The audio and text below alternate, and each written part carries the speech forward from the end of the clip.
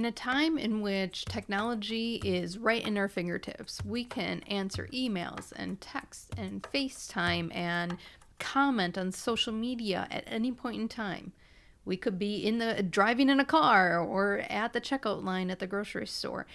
It has shifted us from only being available at certain times or being okay with someone not responding for 24 hours to, if someone doesn't respond in the next couple hours, I'm worried, or they're not performing, or they're not showing up for their team. The social norm of always available expectations has shifted over the years because of technological advances and us willingly going along the way for it. And so, in a modern day workforce aided by technology that assumes you are available 24/7, this constant connection without turning off is exhausting and leading to more burnout. And as someone who was always available in the 24/7 safety contact in the organization, I felt that. I felt like I always needed to check my work email. I was always swiping to refresh at 3 in the morning. If I got a text about a safety incident, I wouldn't just answer back to text. I would email, I would call someone, I would do follow-up emails. I basically would be up for the day at 3 a.m. And it was very difficult to start shutting off, but it actually was probably the biggest catalyst in starting to disconnect from social norms and really center and align with my energy management. And a key factor in that is breaking the mold. So the first thing that you want to do is recognize that this is a social norm. This is not a necessity. This expectation has been put on you because everyone is doing it, that it's just the way things are. It doesn't mean that it's how it has to be. Just because something is happening around us doesn't mean that you also need to do that. So breaking the mold starts with awareness that if it doesn't align with your energy, if you are exhausted all the time and you feel like you always have to be on, something has to change. And whatever you are not changing, you are choosing. That was a hard lesson learned for me as well. So setting clear expectations for yourself is going to be important, because if you don't have clear expectations for yourself, don't start communicating those out to other people. It's going to be confusing. Set clear expectations for yourself. How is this going to look, and why are you doing it? Then you are ready to communicate that out to colleagues and family ahead of time regarding your availability outside of work, regarding your availability inside of work. I was in meetings a lot and still answering texts and Teams chats. Do you think I was present during those meetings doing my best work? No, I was overloaded. I was doing 3 Kelly versions at once at any point in time.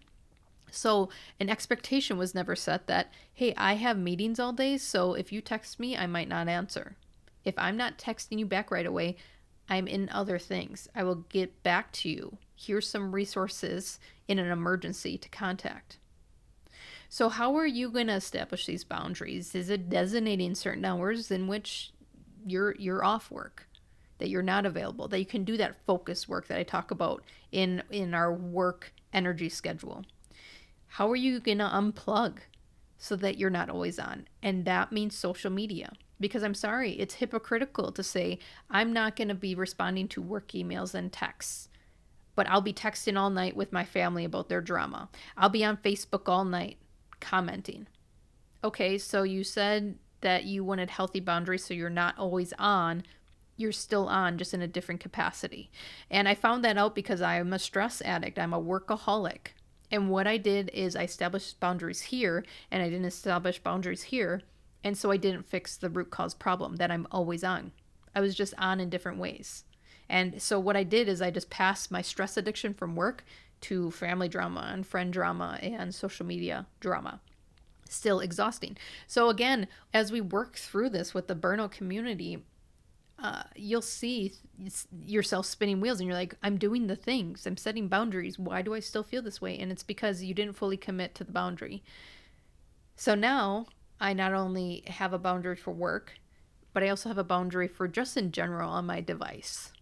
So that includes family, that includes friends, that includes social media.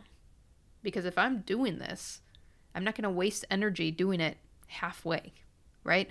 We're already tired. So designating these unplugged times really established a line for me. that I won't be online at this time, that this is my recharge time.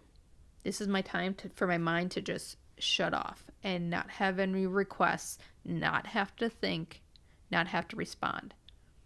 It helped me actually nurture my personal life and re-energize so I could be more productive the next day. And that was a weird concept to get over, is that I would sign on after the kids would go to bed. I have 3 little kids, and so it would just churn all day, go to work, come home, churn again, and then after the kids would go to bed, I would sign up for work so that I could catch up for the next day. But was interestingly enough, I never actually catched up, because there'll always be emails, so there'll always be something to do. And so I actually was putting my level of work way up here, that Kelly can produce way up here, because I'm working 80 hours a week. And so people started expecting me to just start responding at 10 o'clock. We were a 24/7 operation. So there's third shift people to respond to my emails. And then I would respond back, and then they would respond, and then I would respond, and I would just be working till 11 o'clock at night. And then I would wake up the next day, and you know what? Emails would be there. People would have requests. People would have expectations. It never actually cleaned up. So what I found out is, regardless of how much work you put in, there will always be more work. So how are you going to set a boundary so you can produce your best work, your most focused work? And that's energy management. You know from my story that this is not sustainable. You know from my story that the longer you go, the longer it is to get out. So by setting these boundaries across the board, you can start your energy management plan. You can start to focus your energy towards more energizing things than continually draining yourself and expecting the battery to refill up because you had a couple hours of sleep. By breaking this mold, you're not only resetting your energy, you're resetting your lifestyle.